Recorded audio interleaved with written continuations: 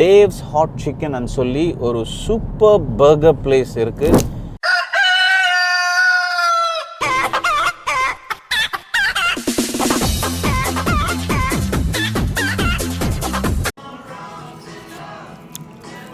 என்ன ஏண்டா இம்புட்டு அழகா படைச்ச ஆண்டவா.